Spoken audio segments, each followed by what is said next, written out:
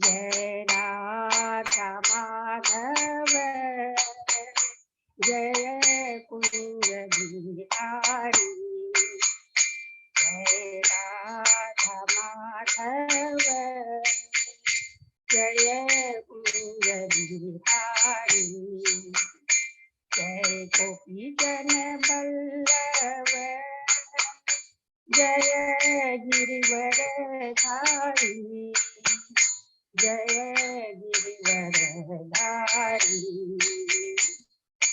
यशोदानंदन ब्रज जन रंजन, यशोदानंदन ब्रज जन रंजन, यमुना तीर वनचारी, जय राधा माधव जय कुंज बिहारी, हरे कृष्णा कृष्णा कृष्णा हरे हरे, हरे राम राम राम हरे हरे, हरे कृष्णा कृष्णा कृष्णा हरे हरे, हरे राम राम राम हरे हरे, हरे कृष्णा कृष्णा कृष्णा हरे हरे, हरे राम राम राम हरे हरे, गोविंद बोलो हरि गोपाल बोलो, गोविंद बोलो हरि गोपाल बोलो, राधा रमन हरि गोविंद बोलो, राधा रमन हरि गोविंद बोलो, जय राधा माधव राधे, जय राधा श्याम सुंदर राधे, जय राधा केशव राधे, जय राधा दामोदर राधे, जय राधा गोविंद राधे, जय जगन्नाथ बलदेवा जय सुभद्रा, जय पंचत्वत जय पंचत्वत जय पंचत्वत, जय जय गुरुदेव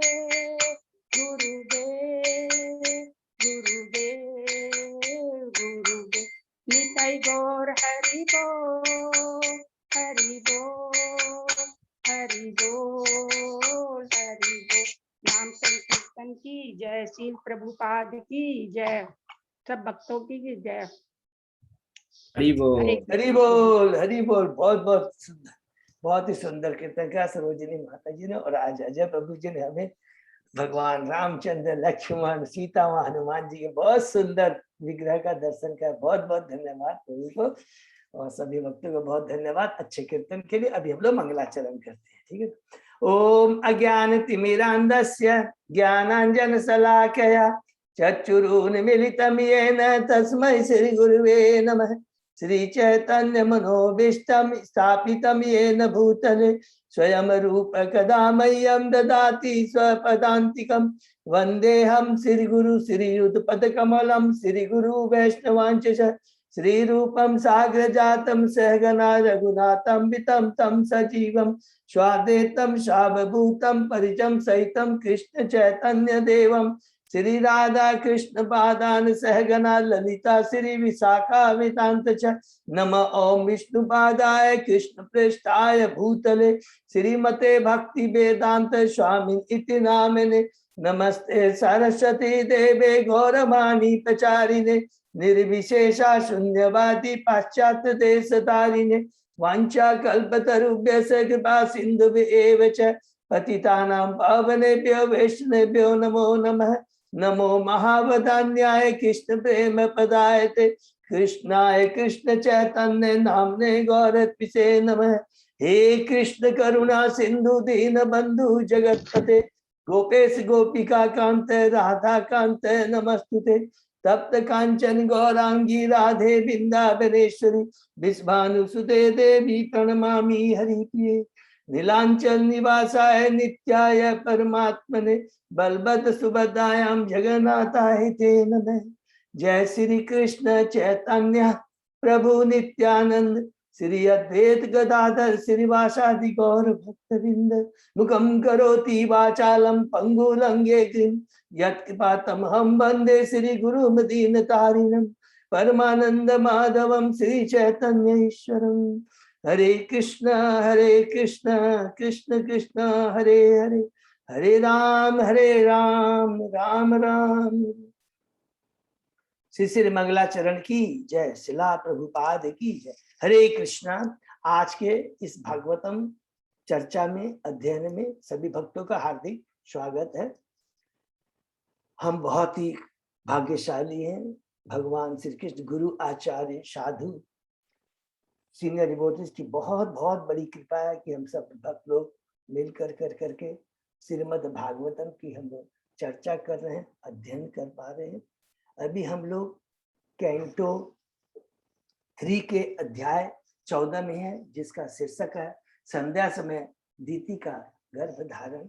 उसके पहले हम लोगों ने 13 अध्याय कंप्लीट किए हैं और उनका हम संक्षिप्त एक बार फिर से उसको रिवाइज करते हैं।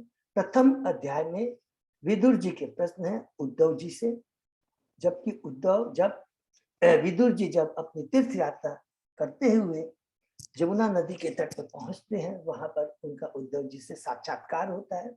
और वो भगवान के उद्धव जी कोई साधारण नहीं, वो बृहस्पति के शिष्य हैं, भगवान के चचेरे भाई हैं और उनको देखकर बहुत प्रसन्न होते हैं। और विदुर जी अलग अलग प्रश्न करते हैं भगवान के भक्तों से संबंधित, उनकी लीलाओं, मथुरा, वृंदावन और द्वारका की लीला। दूसरे अध्याय में हम प्रवेश करते हैं जिसका शीर्षक है भगवान का स्मरण, जिसमें उद्धव जी विदुर जी के सारे प्रश्नों का उत्तर देते हैं और उसमें वो वृंदावन के अंदर की लीलाओं का वर्णन करते हैं। और तीसरे अध्याय में जब प्रवेश करते हैं, वृंदावन की बाहर की लीलाओं का उद्धव जी विदुर जी को बताते हैं। कंस के वध से लेकर भगवान अपनी लीला को यहाँ समेटते द्वारका, किस प्रकार वो यदुवंशी को इस भौतिक जगत से पलायन करवाते हैं और फिर खुद वो सरस्वती नदी के तट में जाकर बैठ जाते हैं। चौथे अध्याय में प्रवेश करते हैं विदुर जी का मैत्रेय मुनि के पास जाना, जिसमें बहुत ही अच्छे से प्रकार भगवान अपने भक्त को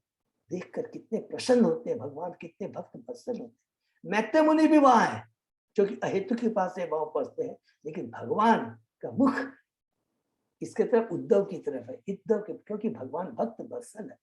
और उद्धव जी बताते हैं विदुर जी कि भगवान की कितनी असीम उनके पर कृपा थी और कहते हैं कि तेरा ये अंतिम जीवन है इस भौतिक जगत में, तुम्हारा आना ये अंतिम है और तुम्हें वो दिव्य ज्ञान दूंगा जो कि मैंने गीता में अर्जुन को और ब्रह्मा जी को चतुश्लोकी भारत को गौतम के माध्यम से नहीं दिया। ये ज्ञान कृपा करके तुम बद्रिकाश्रम जा करके वहां के ऋषि मुनि को प्रदान कर। विदुर जी बहुत प्रसन्न हो जाते हैं और वो कहते हैं कि उद्धव जी मुझे दिव्य ज्ञान प्रदान कर। लेकिन उद्धव जी परम भक्त हैं, मर्यादा को रखते उन्होंने विदुर जी से प्रार्थना की कि आप हरिद्वार चले जाइए, गंगा नदी के तट पर, वहां मैत्रेय मुनि विराजमान, वही आपको ज्ञान प्रदान करेंगे। हम 5वें अध्याय में प्रवेश करते हैं, जिसमें विदुर जी मैत्रेय मुनि के पास पहुंच करके उनसे प्रश्न करते हैं। जीव वास्तव में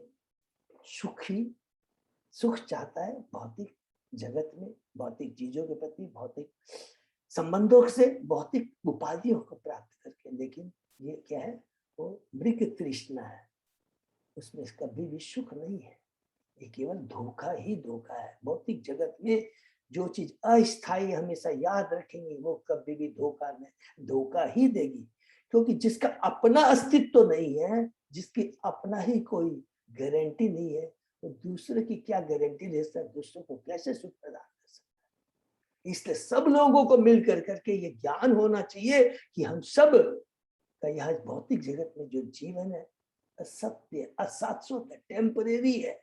सबको मिलकर कर करके के दिव्य ज्ञान प्रदान करके सबका एक दूसरे के प्रति हमें भक्ति को से जोड़ के एक दूसरे को भगवान के आदेश का पालन करते हुए अपने जीवन का लक्ष्य प्राप्त करना चाहिए। भगवान की भक्ति में ही दिव्य आनंद, शाश्वत सुख है और शाश्वत जीवन है।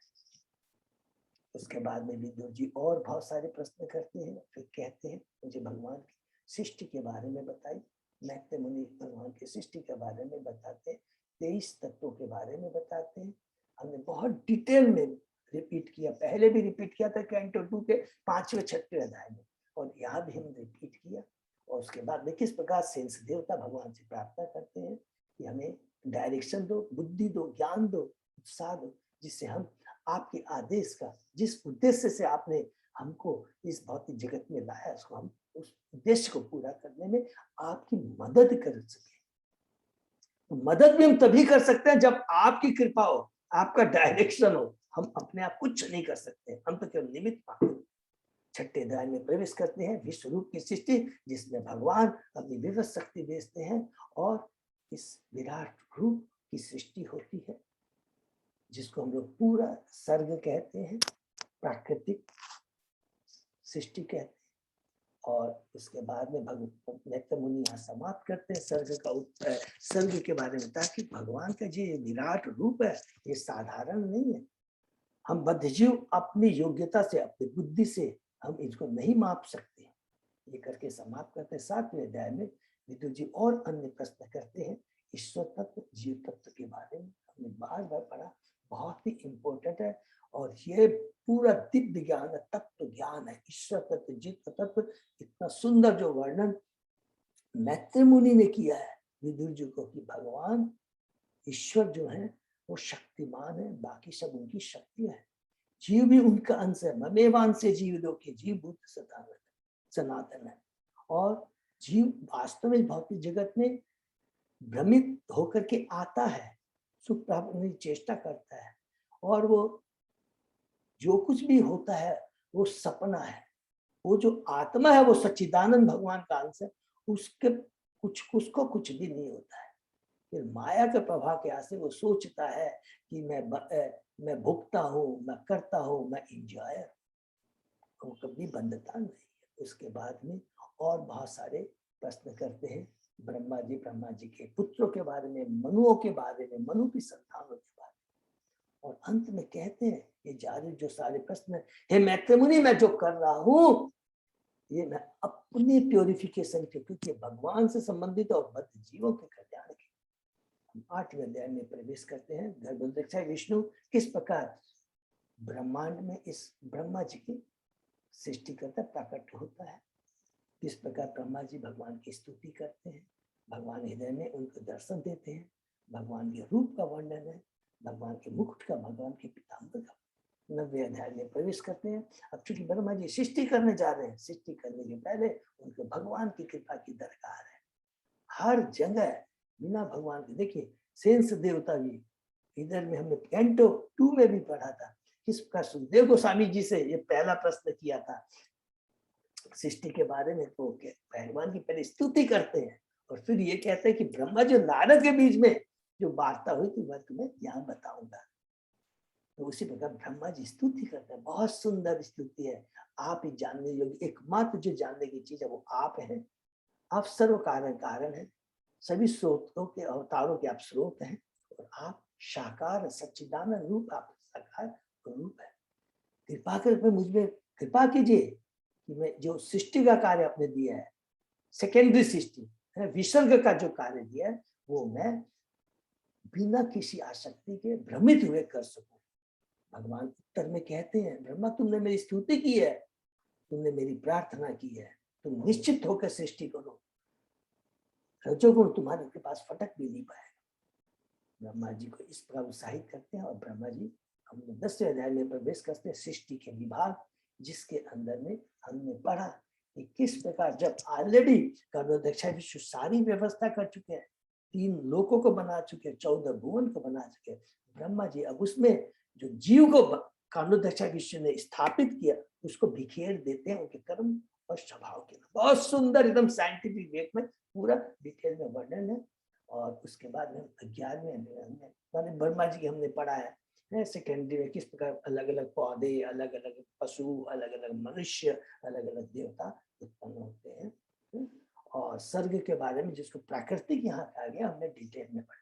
11वें अध्याय में प्रवेश करते हैं परमाणु के काल की गणना, जिसके अंदर में हमने समय के बारे में, समय का अलग अलग एक छोटा अणु से लेकर परमाणु से लेकर करके पूरा साल तक का पूरा डिटेल वर्णन किया हमने पढ़ा है। उसके बाद में हमने मनुओं के बारे, युगों के बारे में, फिर मनुओं के बारे में, ब्रह्मा के कल्प के बारे में, ब्रह्मा की आयु के बारे में पढ़ा। और ब्रह्मा की जो आयु है, भगवान की आयु एक निमेष मन 1 सेकंड से भी कम है।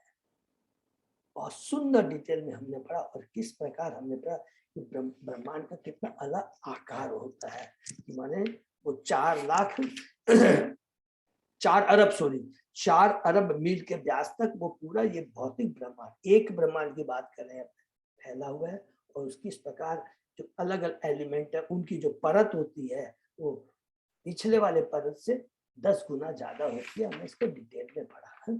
उसके बाद 12वें अध्याय में हम प्रवेश करते हैं, जिसमें कुमारों की, अब ब्रह्मा जी सृष्टि करने जा रहे हैं, लिखा है तो उन्होंने सब कुमारों के अन्य लोगों की सृष्टि की, जिसमें 5 अविद्या के बारे में हमने पढ़ा। तब मोह, महामोह, तमिश्रम और अंतमिश्रम। उसके बाद उन्होंने चतुष्कुमारों को उत्पन्न किया।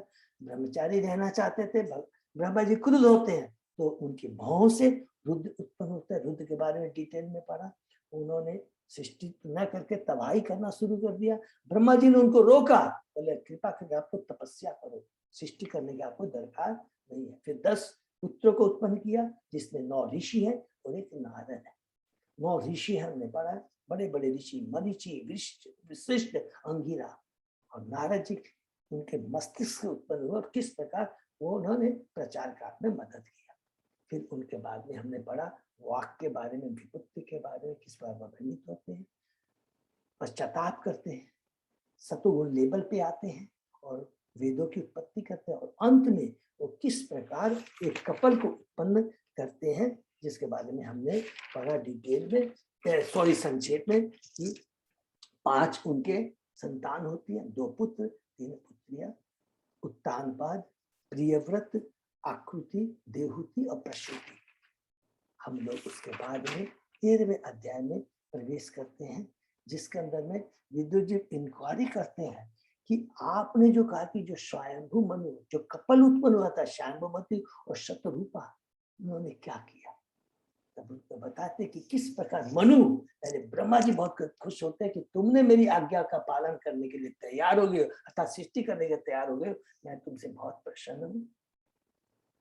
मनु कहते हैं आप जो कहेंगे मैं उनके आदेश का पालन करूंगा, मुझे सृष्टि करनी है, लेकिन जब जीव को मैं सृष्टि करूँ वो रहेंगे कहाँ, पृथ्वी तो है नहीं, वो तो गर्भ सागर में डूबी हुई है गर्भ। ब्रह्मा जी थोड़ा चिंतित होते हैं, चिंतन करते हैं और भगवान उनकी प्रार्थना सुनते हैं। और उनके ब्रह्मा जी के नाक से, नासिका से वराह देव का प्राकट्य होता है, जो कि पहला जो प्राकट्य है शांभु मनु के काल में हुआ था। याद रखेंगे कि वो वराह अवतार, इसको श्वेत वराह कहते हैं। और फिर हमने 3 श्लोकों में 30, 31, 32 में हमने दूसरा वराह अवतार नील वराह या रक्त वराह कहते हैं, उसके बारे में भी संक्षेप में सुना। और किस प्रकार मुनियों ने वराह भगवान की प्रार्थना की। और अंत में हमने बहुत इंपॉर्टेंट पढ़ा कि ये जो वराह की लीला के बारे में सुनता है, क्योंकि ये भगवान से संबंधित है, तो वो इस भौतिक जन्म मृत्यु जरा व्याधि से छूट जाता है। और हमें केवल भगवान से संबंधित लीलाएं सुननी चाहिए, किंतु जो ऐसा नहीं करता है, भगवान से संबंधित बातों को, भगवान से संबंधित उनके गुण लीलाओं रूप के बारे में नहीं सुनता है, वो मनुष्य होकर भी पशु के समान है। उसके बाद में हम लोग 14वें अध्याय में प्रवेश करते हैं, संध्या समय दीति का गर्भ धारण, जिसमें विदुर जी कहते हैं कि मुझे डिटेल में बताइए। तब मैत्रेय मुनि फिर से और भगवान के इस जो किस प्रकार हिरण्यकश्यप क्यों मारा गया, इससे संबंधित उसका डिटेल में बनाई।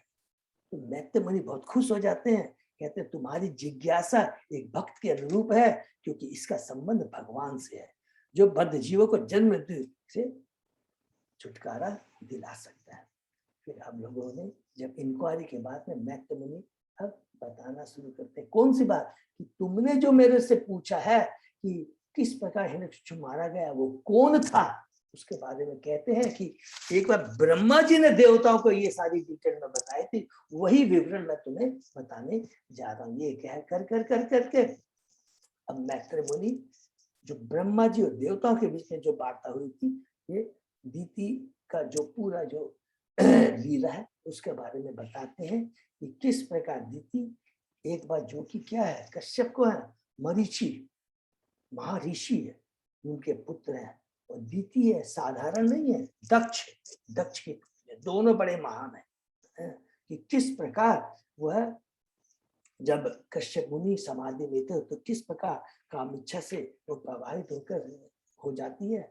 और उसमें प्रभुपाद जी कहते हैं संक्षेप में कि संभोग में शास्त्र द्वारा अनुमोदित है, किंतु इंद्र तृप्ति के लिए नहीं होना चाहिए। कृष्णमय कृष्ण भावना में संतान को उत्पन्न करेंगे। ये बहुत इंपॉर्टेंट मेरे को लगा, ये चीज बार बार हम याद करें, क्योंकि हमारी चेतना भ्रमित हो जाएगी, बार बार हमें याद रखना है। और इसमें ऋषभदेव भी खुद कहते हैं कि जो अगर संतान को उत्पन्न करते हैं लेकिन उसको ये नहीं बताते हैं उसके जीवन का क्या उद्देश्य है, तो वो माता पिता बनने के लायक नहीं, अर्थात उन्हें संतान उत्पन्न नहीं करना थे।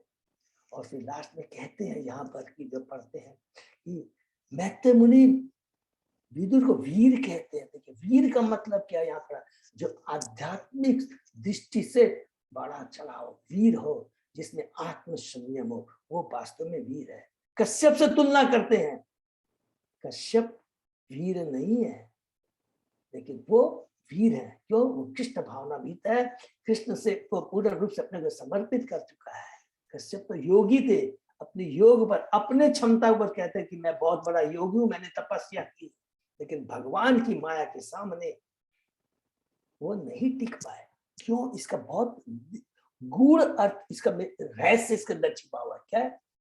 माया जो 3 गुण होते हैं वो भगवान किसी के सामने सरेंडर नहीं होते हैं, केवल भगवान के सामने सरेंडर हो जाते हैं। भगवान माया 3 गुण भगवान के भक्तों को डिस्टर्ब नहीं कर सकती है, माया केवल भक्तों को डिस्टर्ब करती है। और भक्त वो है जो पूर्ण रूप से भगवान को समर्पित नहीं है। तो उसके बाद में जब भी इच्छा करती है तो कश्यप मुनि कहते हैं, कश्यप मुनि के बारे में हमने पूछा, डिटेल में कहा कि ठीक है तुमने जो कहा मैं तुम्हारी इच्छा पूर्ति करूंगा। और यहाँ पर हमने पढ़ा बहुत इंपॉर्टेंट, किस प्रकार एक स्त्री अपने पति को गृहस्थ जीवन में अपने आध्यात्मिक पथ को, लक्ष्य को प्राप्त करने में मदद कर सकती है। स्त्री का बहुत बड़ा रोल होता है और स्त्री की शक्ति को हमें समझना चाहिए, उसका हमें मिसयूज नहीं करना चाहिए। अगर स्त्री को सही पथ प्रदर्शन मिलता है, सही मार्गदर्शन मिलता है, प्रॉपर गाइडेंस मिलता है, तो वो गृहस्थ जीवन कृष्णमय हो जाता है और पुरुष को पूर्ण रूप से वो शक्ति प्रदान करती है, जिससे कि पूरा गृहस्थ जीवन कृष्ण भक्ति कर कर कर करके आध्यात्मिक पथ पर अग्रसर होते हुए अपने लक्ष्य को प्राप्त कर सकता है। ये हमने पढ़ा। उसके बाद में कहते हैं किंतु समय थोड़ा सा ठीक नहीं है, तुम्हें इंतजार करना चाहिए। तो लेकिन उसके बाद में कहते हैं कि दीति कामेच्छा के बस में थी।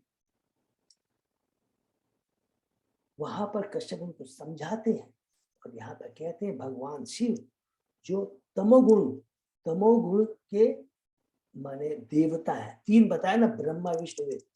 ब्रह्मा जी क्या है? वो सृष्टि करते हैं, विष्णु पालन करते हैं और शिव भगवान संहार करते हैं। तमोगुण के देवता अर्थात तमोगुणी को वो अपने बस में करते हैं। और संध्या समय के बारे में हमने डिटेल में पढ़ा कि अगर संध्या का जो समय होता है तमोगुण का समय होता है, सुबह का समय सतोगुण, दिन का समय रजोगुणी, और 6 बजे माने जब गोधूली जिसको बोलते, उस समय का समय बहुत ही सेंसिटिव होता है, जिसमें हमें केवल भक्ति करनी चाहिए। मंदिरों में भी आप देखें संध्या आरती होती है, कीर्तन होता है, भजन होता है, और कोई दूसरा कार्य नहीं करना चाहिए। नहीं तो शंकर भगवान खोजते रहते हैं जो तमोगुणी विचार के हैं, उन भूतों को जिनको शरीर नहीं मिलता है, उनके गर्भ के माध्यम से भूतों को स्थापित कर देते हैं, उत्पन्न करते हैं। क्योंकि भौतिक जगत में सबको आना है, कर्म स्वभाव के अनुसार सबको आना है।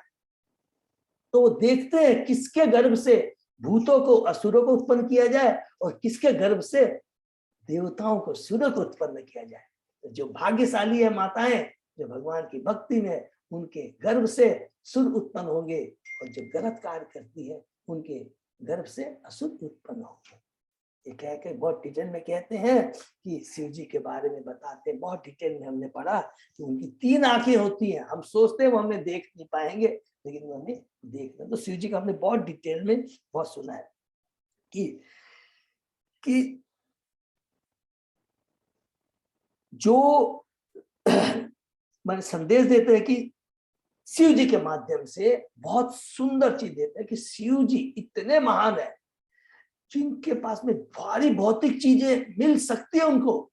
दुर्गा देवी स्वयं उनकी पत्नी है, पार्वती पत्नी है, जो भौतिक जगत को कंट्रोल करती है, लेकिन कोई उनको उनके प्रति आसक्ति नहीं है। और वो दुर्गा, शंकर भगवान दुर्गा जी माने पार्वती जी के माध्यम से दूसरी शिक्षा देते हैं। क्या? ये 3 चीज, कि भौतिक जगत में जो कुछ भी है वो भगवान की सेवा के लिए है, नंबर 1।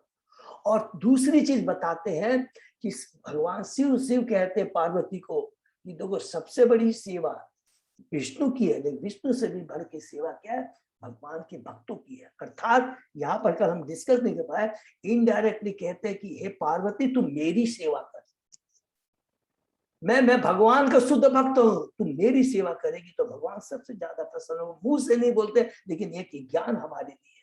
इसलिए पत्नी को अगर उसका भक्त है, पति है, तो बहुत सेवा करेगी तो भगवान की सेवा के बराबर। ये कहने के बाद में फिर हम तो पढ़ते हैं कि कश्यप ने अपनी पत्नी दीति को सूचित किया किंतु वह काम देश के बसमती, अतः कश्यप को वह निश्चित कार्य करना पड़ा। किंतु प्रभुपाद जी कहते हैं कि देखो, एक कृष्ण भावना भावित व्यक्ति और अन्यों में यही फर्क है। कश्यप मुनि जरूर महान विद्वान एवं प्रदुब्ध थे और नियमित जीवन के सारे विधि विधानों को जानते थे, फिर भी वे अपने को कामिच्छा के आक्रमण से बचा नहीं पाए। कितनी बड़ी उनमें योगी थे, समाधि में व्यस्त थे, लेकिन विश्वामित्र को हमने देखा। लेकिन दूसरी तरफ हरिदास ठाकुर मुसलमान के घर में जन्म लिया था, वो ब्राह्मण नहीं थे, लेकिन कृष्ण को पूर्ण रूप से समर्पित थे। तो वो वैश्या उनको कुछ नहीं कर पाई, बल्कि वैश्या को उन्होंने कृष्ण भक्त बना दिया। ये देखिए, ये हमने शिक्षा पढ़ी। और लास्ट में हमने पढ़ा तत्पश्चात कश्यप मुनि ने स्नान किया और अपने को समाधि में रखा, गायत्री मंत्र पढ़ा। उसमें भी प्रभुपाद जी लास्ट इसको हमने पढ़ा, बहुत पावरफुल बात कहते हैं कि स्नान करना चलो ठीक है, गायत्री जप करने से बाद मनुष्य शुद्ध हो जाता है, लेकिन बाहरी दृष्टि से, बाहरी रूप से शुद्ध हो जाता है। किंतु हरिनाम जो महामंत्र इतना शक्तिशाली होता है कि इसे किसी भी परिस्थिति में, चाहे धीरे से या जोर जोर से, माने जप के रूप में किया जाए या कीर्तन के रूप में किया जाए, सारी बुराइयों से बच जाता है, पाप करने की प्रवृत्ति तक नष्ट हो जाती है। ये हमने पढ़ा, इसके आगे हम लोग आज हमने पढ़ते हैं। ठीक है। ओम नमो भगवते वासुदेवाय, ओम नमो भगवते वासुदेवाय, ओम नमो भगवते वासुदेवाय। नारायण नमस्कृत्य नरं चैव नरोत्तमं देवी सरस्वती व्यासं ततो जयमुदीरये। नष्ट प्रायेषु अभद्रेषु नित्यं भागवत सेवया, भगवती उत्तम श्लोके भक्ति भवति नैष्ठिकी। आराधयो भगवान ब्रजेश तनय ततधाम वृंदावनम, रमया काचित् उपासना व्रजवधू वर्गेण्य करता। श्रीमद्भागवतम प्रमाणम प्रेमापुमर्थो महान्, चैतन्य महाप्रभो मतम इदं आदरो न पर। हरे कृष्ण कृष्ण कृष्ण हरे हरे, हरे राम राम राम हरे हरे। कैंटो 3 अध्याय 14 श्लोक नंबर 33। अजय प्रभु। हाँ 33। ओके। दीति तु ब्रीडिदा तेन कर्म अवदेन भारत, उपसंगम्य विप्रधिशिम अधोमुखी अभ्यभाषत। हे भारत, इसके बाद दीति अपने पति की ओर निकट आ गई। उसका मुख दोषपूर्ण कृत्य के कारण झुका हुआ था। उसने इस प्रकार का, जब कोई व्यक्ति निंदनीय कार्य के लज्जित होता है तो स्वभावतः नतमुख हो जाता है। दीति को अपने पति के साथ निंदनीय संभोग करने के बाद चेत हुआ। ऐसे संभोग को वेश्यावृत्ति कहा जाता है। दूसरे शब्दों में, यदि नियमों का ठीक से पालन न हो तो अपनी पत्नी के साथ भी संभोग वेश्यावृत्ति के समान। देखिए कितनी पावरफुल बात प्रभुपाद जी खुल के बोल देते हैं कि ये देखिए, मनुष्य योनि हम सब बद्ध जीवों के लिए, गृहस्थों के लिए बहुत बड़ी शिक्षा है कि हरि नाम का अगर हम आश्रय लेते हैं, भक्त देते हैं, तो वो हमें कभी भी कोई भी निंदनीय कार्य करने के लिए बचाएगा। क्योंकि माया बहुत प्रबल है। वो कहते हैं मेरी माया देवी हेसा गुणमयी मम माया दुरुत्या, स्वयं भगवान से कहते हैं गीता के 7 अध्याय के 14 श्लोक। लेकिन इसको पार कर सकते हैं यदि वो मेरे समर्पित हो। तो यहाँ पर इसलिए कहा गया है कि, और दूसरी बात है कि यहाँ भी एक इंपॉर्टेंट बात है, इसको हम लोग नोट कर सकते हैं कि प्रभुपाद जी ने कहा था, भगवान ने भी कहा था कि अपि चेतसु दुराचारो भस्ते मामन्य भाग। क्योंकि माया बहुत प्रबल है। अगर हमारे भक्त से अगर कोई गलती भी हो जाती है, कोई भी अगर वो पश्चाताप करता है, तो पश्चाताप की अग्नि में सारे पाप नष्ट हो जाते हैं। और देखिए इससे कुछ मिलता है, लेकिन अल्टीमेट जो माने अंत में वो रिजल्ट अच्छा मिले। गलती हो गई, भोगना पड़ेगा, कोई बात नहीं है। लेकिन पश्चाताप यदि करते हैं तो भगवान उसको सुनते हैं। तो दीति ने पश्चाताप किया है, गलती की है, तो इसका हम लोग आगे पढ़ेंगे, एक एक चीज को ध्यान में रखेंगे, क्योंकि गलती हो सकती है। भौतिक जगत में माया इतनी प्रबल, पश्चाताप बहुत जरूरी है। ठीक है, नेक्स्ट पढ़ते हैं।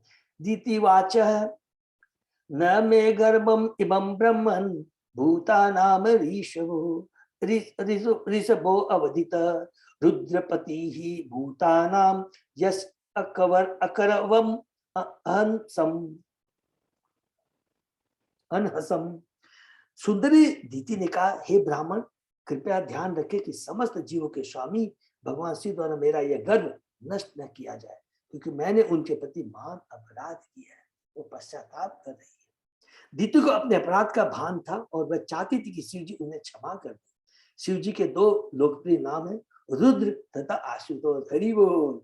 वे तुरंत क्रुद्ध हो जाते हैं और क्षण भर में शांत भी हो जाते हैं, जो कि उनकी बहुत सारी लीलाएं हमने शंकर भगवान की सुनी है। दीति जानती थी कि तुरंत क्रुद्ध होने के कारण वे उस गर्व को नष्ट कर सकते हैं जिसे उसने अवैध रीति से प्राप्त किया था, किंतु वे आशुतेज भी है। अतः उसने अपने ब्राह्मण पति से शिव जी को शांत करने में सहायक बनने के लिए अनुमय विनय की, क्योंकि उसका पति शिव जी का महान भक्त था और साधु भाई भी है। लेकिन साधु भाई के चलते शिव जी खुश नहीं होते हैं, भक्त था, ये याद रखेंगे। कहा था नहीं, हमने पढ़ा है कि भगवान शिव के लिए, माने शिव जी के लिए कोई अपना नहीं है, नो पार्शलिटी, कुछ नहीं। वो निष्कलंक है, अनासक्त है, किसी के प्रति कोई भी पक्षपात नहीं करते हैं। ये पहले ही कश्यप मुनि दीति को बता चुके हैं। इसलिए यहाँ पर लिखा प्रभुपाद जी ने कि क्योंकि वो महान भक्त थे। दूसरे शब्दों में हो सकता है शिव जी दीति पर क्रुद्ध हो क्योंकि उसने अपने पति को नियम का उल्लंघन करने के लिए बाध्य किया था, किंतु वे उसके पति की प्रार्थना को अस्वीकार नहीं कर सकते थे। इसलिए उसने अपने पति के माध्यम से क्षमा याचना के लिए निवेदन किया। उसने शिव जी से इस प्रकार प्रार्थना की। हरि बोल। नमो रुद्राय महते देवाय उग्राय मेडुसे शिवाय नयस्त दंडाय धित दंडाय मन यवे। मैं उन क्रुद्ध शिव जी को नमस्कार करती हूँ जो एक ही साथ अत्यंत उग्र महादेव तथा समस्त इच्छाओं को पूरा करने वाले। वे सर्व कल्याणप्रद तथा क्षमाशील है, किंतु उनका क्रोध उन्हें तुरंत ही दंड देने के लिए चलायमान कर सकता है। दीति ने बहुत ही चतुराई से शिव जी से कृपा के लिए प्रार्थना की। उसने प्रार्थना की, भगवान मुझे रुला सकते हैं, किंतु वे चाहे तो मेरा रोदन बंद करा सकते हैं, क्योंकि वे आशुतेश है। वे इतने महान है कि यदि चाहे तो मेरे गर्भ को तुरंत नष्ट कर सकते हैं, किंतु अपनी कृपा द्वारा वे मेरी यह इच्छा भी पूरी कर सकते हैं कि मेरा गर्भ विनष्ट न हो। चूंकि वे सर्व मंगलकारी है तो मुझे दंड देने की अपेक्षा क्षमा करना उनके लिए कठिन नहीं है। यदि वे मुझे दंड देने को उद्यत है, क्योंकि मैंने उनके महान क्रोध को जगाया है। वे मनुष्य की तरह प्रतीत होते हैं, किंतु वे सभी मनुष्यों के स्वामी है। हरि बोल। वो साधारण मनुष्य नहीं है, परम वैष्णव है। शयन प्रसिद्धताम भामो भगवान उरु अनुग्रह व्याधस्य अपि अनुकंपया नाम स्त्री नाम देव सतीपति। वे हम पर प्रसन्न हो, क्योंकि वे मेरी बहन सती के पति मेरे बहनों ही है। वे समस्त स्त्रियों के आराध्य देव भी है। वे समस्त ऐश्वर्यों के व्यक्ति हैं और उस देव के प्रति कृपा प्रदर्शित कर सकते हैं जिन्हें असभ्य शिकारी भी क्षमा कर देते हैं। हरि बोल। शिव जी दीति के एक बहन सती के पति है, जो हमने बता दिया। दक्ष की पुत्री है, उसमें सती और दीति दोनों है, दोनों बहनें हैं। दीति ने अपनी बहन सती की प्रसन्नता का आह्वान किया, जिससे सती अपने पति से उसे क्षमा कर देने की आग्रह कर सके। इसके अतिरिक्त शिव जी समस्त स्त्रियों के आराध्य स्वामी है। वे स्वभावतः स्त्रियों के प्रति अति दयालु है, जिन पर असभ्य शिकारी तक कृपा प्रदर्शित करते हैं। क्योंकि शिव जी स्वयं स्त्रियों से संबंधित है, अतः वे उनके दोषपूर्ण स्वभाव को भली बातें जानते। इसको अंडरलाइन कर लेंगे। देखिए शिव जी कितने मान है, इतना प्रभुपाद जी जानते हैं, स्त्री के स्वभाव को वो जानते हैं और वे दीति के अपरिहार अपराध को गंभीरता से नहीं भी ले, जो उनके दोषपूर्ण स्वभाव के कारण हो गया था। प्रत्येक कुमारी शिव जी की भक्ति समझी जाती है। दीति को अपने बाल्यकाल की शिव पूजा का स्मरण हो आया और उसने दया की भीख मांगी थी। बाद में हम लोग पढ़ेंगे किस प्रकार दीति ने और दक्ष की सारी बहनों पुत्रों ने सबने मिलकर करके समझे कि शिव जी की भी पूजा की थी। तो शिव जी की अभी हम लोग सब लोग मालूम है, माता लोग स्त्रियां करती है। मैत्रेवाच स्वसर्गस्य आशीषम लोक्याम आशा नाम प्रवे पतिम निवृत्त संध्या नियमो भार्याम आह प्रजापति। मैत्रेय ने कहा, तब महर्षि कश्यप ने अपनी पत्नी को संबोधित किया, जो इस भय से कांप रही थी कि उसके पति का अपमान हुआ है। वह समझ गए कि उन्हें संध्याकालीन प्रार्थना करने के नैतिक कर्म से विरत होना पड़ा है। फिर भी वह संसार में अपनी संतानों का कल्याण चाहती थी। माता कभी भी, चाहे कभी भी अपने पुत्र का नहीं चाहे, जैसा भी हो, वो पुत्र को हमेशा अपना पुत्र समझती है। उसको कहती है मेरा पुत्र सबसे ज्यादा ज्ञानवान, गुणवान, बुद्धिमान सब कुछ है। माता तो बहुत बड़ी कृपालु है। कश्यप वाच अप्राप्त्यात् आत्मना ते दोषात् होते मुहूर्तिकात् तुकात् उत मत निर्देश अतिचारेण देवानाम च अतिहेलनात्। विद्वान कश्यप ने कहा, तुम्हारा मन दूषित होने, विशेष मुहूर्त के अपीत होने, मेरे निर्दोषों की तुम्हारे द्वारा उपेक्षा किए जाने तथा तुम्हारे द्वारा देवताओं की अवहेलना होने से सारी बातें अशुभ थी। समाज में अच्छी संतान पाने के लिए शर्तें हैं कि पति धार्मिक तत्कर्म कांडी नियम में अनुशासित हो और पत्नी पति परायण हो। भगवद गीता में कहा गया कि धार्मिक नियमों के साथ संभोग कृष्ण भावनामृत का स्वरूप है। ये धर्म द्वारा उसको एक्सेप्टेबल है, प्रमाणिक। संभोग करने के पूर्व पति या पत्नी दोनों को अपनी मानसिक स्थिति, इसको देखिए अंडरलाइन कर लेंगे प्लीज, मानसिक स्थिति, काल विशेष, पति निर्देश तथा देवताओं के प्रति आज्ञाकारिता विचार करना चाहिए। वैदिक समाज के अंदर यौन जीवन के लिए उपयुक्त शुभ समय होता है, जो गर्भाधान का समय कहलाता है। इसको अंडरलाइन करें। दीति ने शास्त्रीय आदेशों के सभी नियमों का उल्लंघन किया, इसलिए शुभ संतानें पाने के लिए अति उत्सुक होने पर भी उसे बताया गया कि उसकी संतानें ब्राह्मण के पुत्र होने के योग्य नहीं होगी। यहाँ पर स्पष्ट संकेत है कि ब्राह्मण का पुत्र सदैव ब्राह्मण नहीं होता। चेतना सबसे इंपॉर्टेंट है। चेतना, हमारी चेतना किस समय कैसी होती है, उसी और उस चेतना के साथ जो भी कार्य करते हैं, जैसा भी कार्य करते हैं, वैसा ही फल मिलता है, वैसा ही रिजल्ट मिलता है, कुछ भी करें। रावण तथा हिरण्यकशिपु जैसे पुरुष वस्तुतः ब्राह्मणों के पुत्र थे, किंतु उन्हें ब्राह्मण के रूप में स्वीकार नहीं किया गया, क्योंकि उनके पिताओं ने उनके जन्म के लिए विधि विधानों का पालन नहीं किया था। ऐसी संतानें असुर या राक्षस कहलाती है। पूर्व काल में अनुशासन विधियों की लापरवाही से केवल 1 या 2 राक्षस थे, किंतु कलयुग में तो यौन जीवन पर कोई अनुशासन नहीं है, इसलिए इस कलयुग में 99.9% या 90 जो भी आप कैलकुलेशन कर ले, सब असुर हैं। तो देखिए कितना बड़े हमको गर्व हो रहा है। गर्व माने इसलिए नहीं कि मैं भक्त हूँ, गर्व इसलिए हो रहा है कि भगवान की कृपा मिली है कि आज हम लोग सब लोग मिलकर कर करके हम लोग श्रीमद् भागवतम की चर्चा कर रहे हैं, पाठ कर रहे हैं। तब फिर कोई अच्छे संतान की आशा कैसे कर सकता है? निश्चय अवांछित संतानें समाज में सुख का स्रोत नहीं हो सकती, किंतु कृष्ण भावनामृत के माध्यम से ईश्वर के नाम का उच्चारण करने से वे मानव स्तर तक ऊपर उठ सकते हैं। देखिए कितनी बड़ी बात लिखता है, कम से कम मानव स्तर तक ऊपर उठ सकते हैं। मानव समाज के शिक्षेत्र महाप्रभु का यह अद्वितीय योगदान है। जारे देखो तारे को कृष्ण उपदेश, हमारा आज्ञा गुरु तारे उपदेश। हम लोगों को एक दूसरे को पहले आचार फिर प्रचार करना है। हरि नाम कृष्ण भावनामृत में लोगों को लाकर अपना भी कल्याण करना है और यही चेतन महाप्रभु का संदेश है।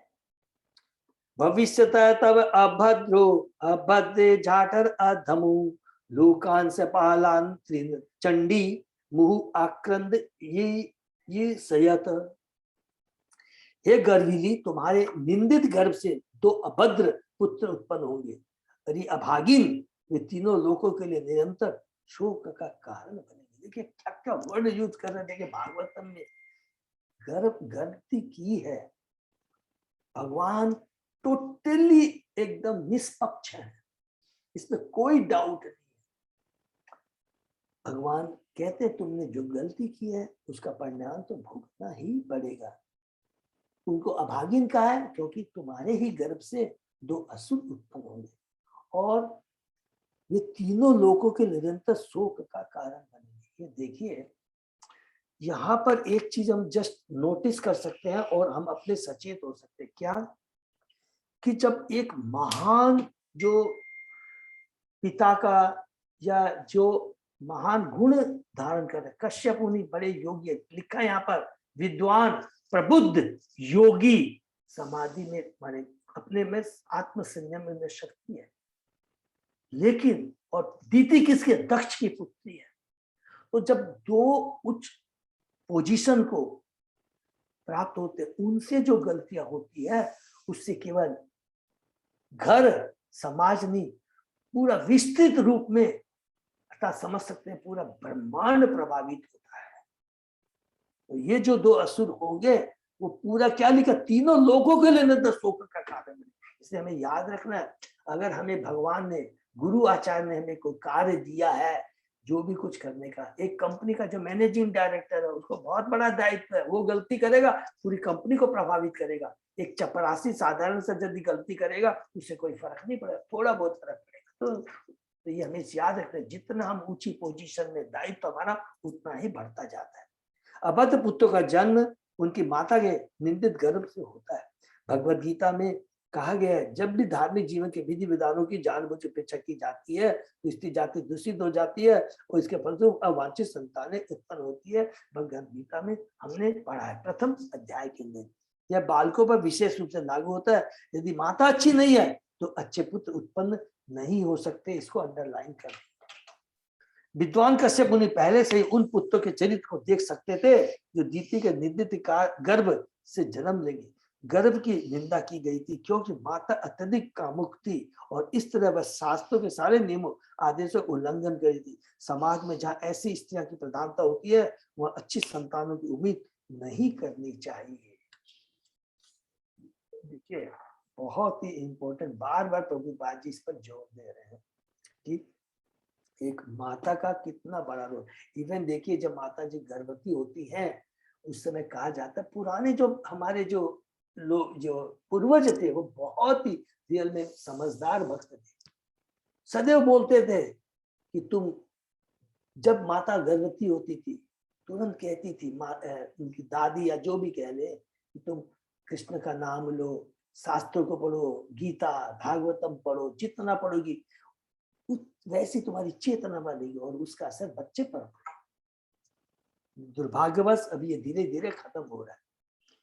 प्राणी नाम हन्य माना नाम दीना नाम अकृत आघशाम स्त्री नाम निगृह माना नाम कोपितेषु महात्मसु हे दीन निर्दोष जीवों का वध करेंगे, वे दीन स्त्रियों को सताएंगे तथा महात्मा को क्रुद्ध करेंगे। जब दीन निर्दोष जीवों का वध किया जाता है तो स्त्रियों को सताया जाता है तथा किस महात्मा में लगे महात्मा को क्रुद्ध किया जाता है तो आसुरी कार्यों की प्रधानता होती है। आसुरी समाज में दीन पशुओं की हत्या, जीव की तुष्टि, माने 4 रेगुलेटरी प्रिंसिपल का पूरा भंटाधार हो जाएगा, कोई नहीं मानेगा। पशुओं की हत्या जीव की तुष्टि के लिए की जाती है तथा स्त्रियों को अनावश्यक यौन लिप्तता द्वारा सताया जाता है। यहाँ पर स्त्रियां तथा मांस हो, वहां पर सूरत तथा यौन लिप्तता भी अवश्य होगी। जब समाज में इनकी प्रधानता होती है तो या तो स्वयं भगवान या उनके प्रामाणिक पद्धति द्वारा सामाजिक व्यवस्था परिवर्तन होने की आशा की जाती है। ठीक है ना। जहां जहां धर्म की हानि होती है, अधर्म का बढ़ावा होता है, भक्तों पर अत्याचार होता है, असुरों का बोलबाला होता है, तो भगवान खुद अपने प्रतिनिधि को भेजते हैं। तदा ईश्वर क्रुद्धो भगवान लोक भावना हनिष्यति अवतिर अशो अद्रिन सतपर्व धृक।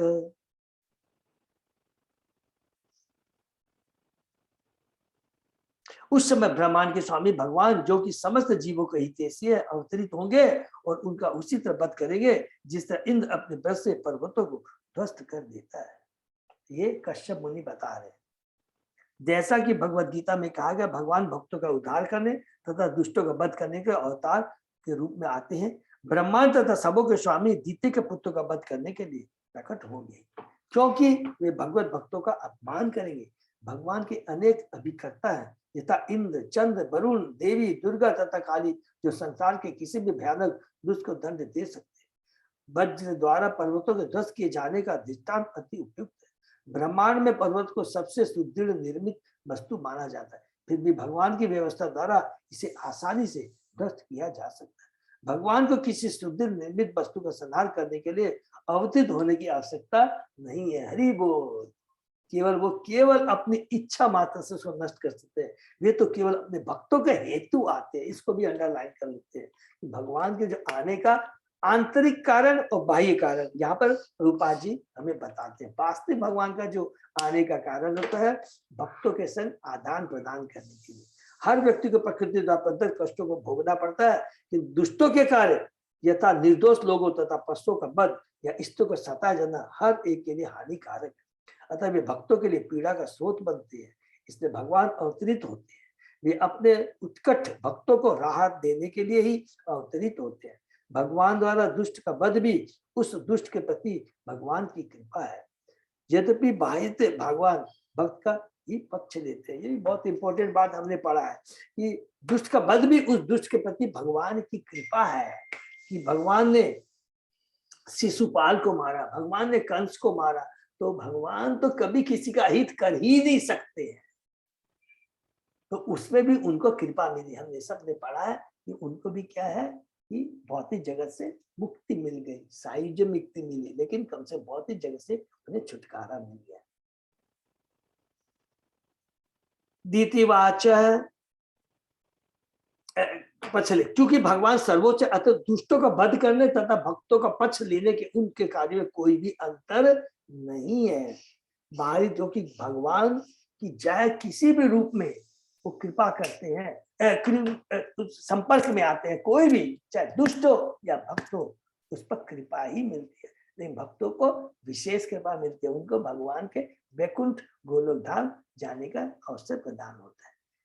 द्वितीयवाच बदम भगवता साक्षात शूना उदार बाहुना आशा से पुत्रो मह्यम क्रोधात ब्राह्मणात प्रभु। दीति ने कहा यह तो अति उत्तम है कि मेरे पुत्र भगवान द्वारा उनके सुदर्शन चक्र से उदारता पूर्वक मारे जाएंगे। हे मेरे पति, ये ब्राह्मण भक्तों के क्रोध से कभी न मारे जाए। प्लीज इसको अंडरलाइन कर लेंगे। ये देखिए भागवतम में बार बार बोलता है कि भगवान ब्राह्मण का यदि जो शाप होता है ना, वो भगवान भी उस पर कृपा नहीं, बहुत डेंजरस होता है। और इसीलिए देखिएगा कि भगवान, हमने पढ़ा था अभी जो भी उद्धव जी बता रहे हैं विदुर जी को, जब भगवान अपनी लीला समेटते हैं तो मुसल लीला के अंदर में क्या बताया था, एक वार्निंग दी थी। प्रभुपाद जी के तात्पर्य मिला था कि कभी भी ब्राह्मणों के प्रति, क्योंकि उन्हीं के यदुवंशियों ने उनका मजाक किया था, वहां पर बड़े बड़े ऋषि बैठे हुए थे, साधारण थे, जिनके से उन्होंने मजाक किया था यदुवंशियों ने। तो यहाँ पर भगवान वहां भी हम लोग को एक प्रभुपाद जी के माध्यम से संदेश दिए, कभी भी ऋषियों का, ब्राह्मणों का, वैष्णव का मजाक नहीं उड़ाना चाहिए, उनके प्रति कोई भी अत्याचार नहीं करना। ये ब्राह्मण भक्तों के क्रोध से कभी न महाराज, ब्राह्मण भक्तों, याद रखिए, ब्राह्मण भक्तों के क्रोध से कभी न मारे जाए। ब्राह्मण है, जरूरी नहीं है कि वो वैष्णव हो, ज्ञान हो सकता है, लेकिन भगवान की भक्ति से जुड़ा रहता है तो वो ब्राह्मण। अर्थात जो वैष्णव है उसमें सारे गुण आते हैं, वो सब कुछ है, लेकिन जो ब्राह्मण के भक्ति में नहीं है तो जरूरी नहीं कि वो वैष्णव हो। जब दीति ने अपने पति से यह सुना कि उनके पुत्रों के कार्यों से बड़े बड़े महात्मा रुद्धित हो गए तो वे अत्यधिक चिंतित होती। उसने सोचा कि कहीं ऐसा ना हो कि उसके पुत्र ब्राह्मणों के क्रोध से मारे जाए। जब ब्राह्मण किसी पर क्रुद्ध होते हैं तो उस समय भगवान प्रकट नहीं होते, क्योंकि ब्राह्मण क्रोध अपने आप में पर्याप्त होता है, किंतु वे तब अवश्य प्रकट होते हैं जब उनका भक्त केवल दुखी होता है। भक्त कभी भी दुष्टों द्वारा दिए जाने वाले कष्टों के कारण भगवान से प्रकट होने की प्रार्थना नहीं करता। हरि बोल, कितनी बढ़िया बात लिखा है। भगवान स्वयं प्रकट होता है, भगवान तड़पने लगते हैं। भक्त कभी भी नहीं बोलता है मेरे को कष्ट हो रहा है, नहीं, भगवान को कष्ट होता है और भगवान तुरंत आते हैं।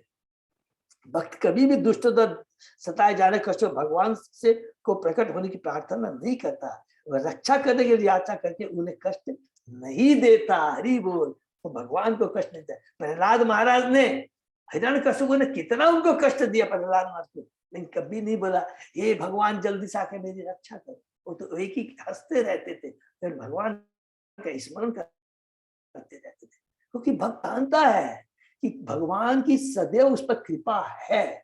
अगर बाहरी दृष्टि से मेरे को लग रहा कृपा नहीं, ये हमारी मूर्खता है।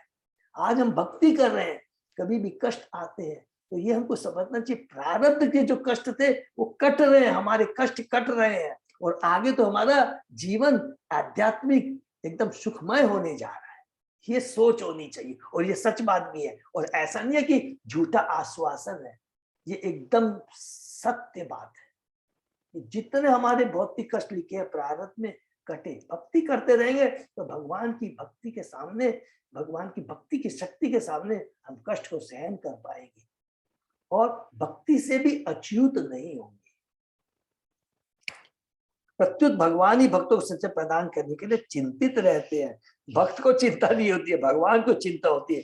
दीति भली बात ही जानते थे भगवान द्वारा उसके पुत्रों का वध भी उनकी कृपा ही होगी। क्यों? अतः वह कहते कि भगवान का चक्र तथा उनकी बाहें उदार है।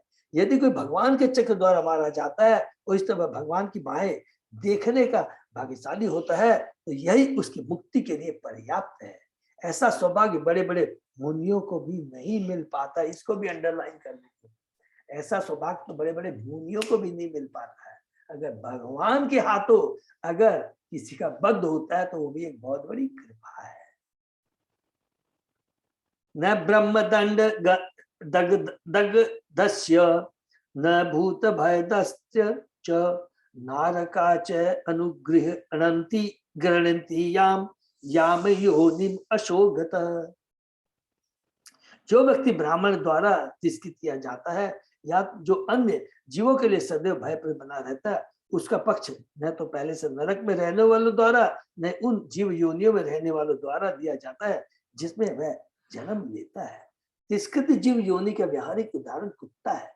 कुत्ते इतने अधिक तिरस्कृत रहते हैं कि अपने समसायों को तनिक भी संवेदना नहीं दिखाते। कश्यप वाच कृतशोक अनुतापेन सद्य प्रत्यवमर्शनात् भगवती उरुमानाच्च भवे मयि अपि च आदरा पुत्रस्य एव च पुत्राणां भविता एकशतां मतः गास्यन्ति यत् यशः शुद्धं भगवत यशसा समम्।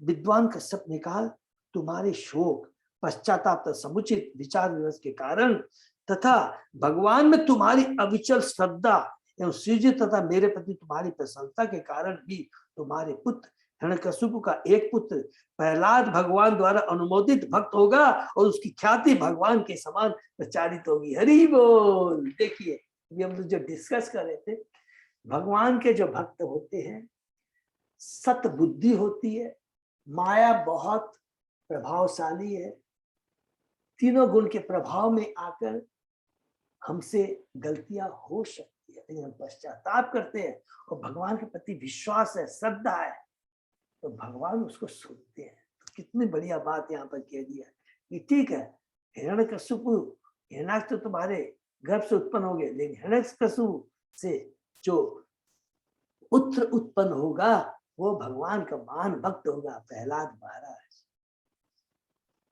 योगे हेम इव दुर्वर्णम भाविष्यन्ति साधव निर्वेर आदि भी आत्मानम यत् शीलम अनुवर्तितुम। उनके पथ चिन्हों का अनुसरण करने के लिए संत पुरुष शत्रुता से मुक्त होने का अभ्यास करके उसके चरित्र को आत्मसात करना चाहेंगे, जिस तरह शुद्धिकरण की विद्या निम्न गुण वाले सोने को शुद्ध कर देती है। हरि बोल।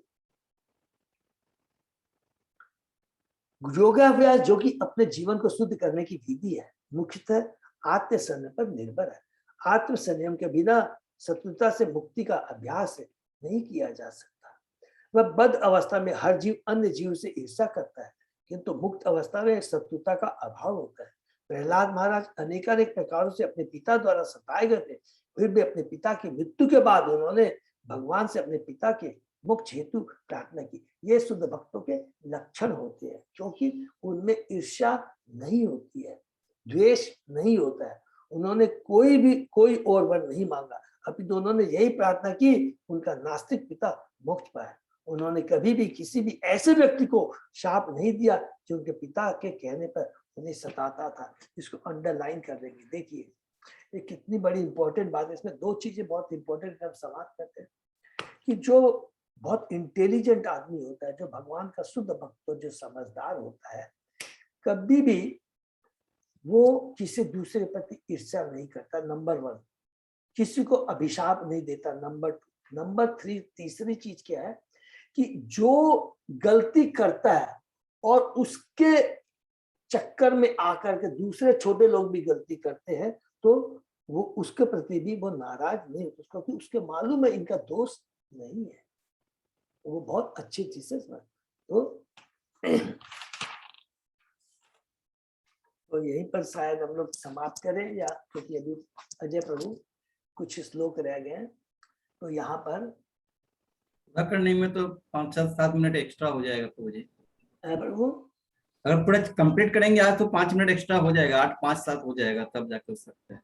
ज्यादा लग सकता है प्रभु थोड़ा सा, तो फिर आज स्टॉप कर देते हैं, कल फिर कंप्लीट करेंगे। कर देते हैं तो कोई बात नहीं, बहुत इसमें पावरफुल है। हाँ। यहाँ पर देखिए हमने पढ़ा कि एक एक चीज के बारे में यहाँ पर हमने पूरा डिटेल में पढ़ा है। देखिए कश्यप मुनि दीति के बारे में भौतिक जगत में हमने एक ही चीज कहा है कि भौतिक जगत दुखालय है, माया बहुत प्रबल है। कितना भी बड़ा योगी हो, कितना भी किसी का धन हो, संपत्ति हो, और सारी व्यवस्थाएं कर ले, वो जितनी भी भौतिक व्यवस्थाएं कर ले, माया के चंबुल से, 3 गुणों के प्रभाव से नहीं बच सकता है। अगर वो बच सकता है तो एकमात्र उसका एक ही उपाय है, भगवान के चरणों में अपने को समर्पित, भगवान के नाम का आश्रय लेना, भगवान के भक्तों का संग करना। दीति है, कश्यप मुनि, दोनों महान है, लेकिन उनसे गलतियां हो। कश्यप मुनि बड़े महान योगी है, लेकिन वो भक्त प्योर भक्त नहीं है जो विदुर है। कितना प्रहलाद महाराज है, विदुर है, हरिदास ठाकुर है, जिनके पास में कोई भौतिक हरिदास ठाकुर कोई बहुत बड़ा ऐश्वर्य उनके पास नहीं है। विदुर जी क्या है, लेकिन उनके पास भगवान का नाम है, भगवान के नाम का आश्रय है, भक्तों का संग है, और भक्तों के प्रति उनकी हमेशा श्रद्धा भक्ति बनी रहती है। आचार्य हम इतना भी अगर करेंगे तो पूर्ण रूप से सुरक्षित रहेंगे। एक साइड हो गया। सुरक्षित रहते हुए भी अगर कोई कष्ट आते हैं वो हमारे प्रारब्ध के अनुसार, उसको भी भगवान सहने में हमें मदद करते हैं। और अल्टीमेटली हमें जो अंतकाले, जो अंत समय में जो हमको जो मिलता है रिजल्ट, वो हमेशा सुखदायी, शाश्वत और आनंदमय होगा। और ये केवल भगवान की भक्ति से मिल सकता है। हरे कृष्णा। हम लोग यहीं पर विराम देते हैं। हरे कृष्णा, दंडवत प्रणाम प्रभु जी। तो ये बहुत बड़ी हमारे लिए बहुत अच्छा हरे लग रहा कृष्णा है। प्रभु जी, दंडवत प्रणाम। दंडवत प्रणाम। हरे कृष्णा प्रभु हरे जी, कृष्णा प्रभु जी, दंडवत प्रणाम। तो अजय प्रभु, कोई कुछ भी अनाउंसमेंट है, कुछ है? अनाउंसमेंट प्रभु जी वही अपडेट है अपना, बस वही है, थोड़ा सा गौर पूर्णिमा का। गौर पूर्णिमा का है? और इसके अलावा भी कुछ नहीं है। तो सब लोग बार बार फिर वही प्रार्थना है, वही रिक्वेस्ट है, सब लोग एकजुट होकर करके मेरा फेस्टिवल को सक्सेसफुल बनाएंगे। इससे हमें चैतन्य महाप्रभु, प्रभुपाद जी, गुरुओं, आचार्यों की बहुत विशेष कृपा मिलेगी। और इस अवसर का हम सबको पूरा लाभ उठाना है। हरे कृष्णा। तो यही हम लोग विराम देते हैं। ठीक है, सभी भक्तों का बहुत बहुत धन्यवाद। सेशन ये विराम देते हैं।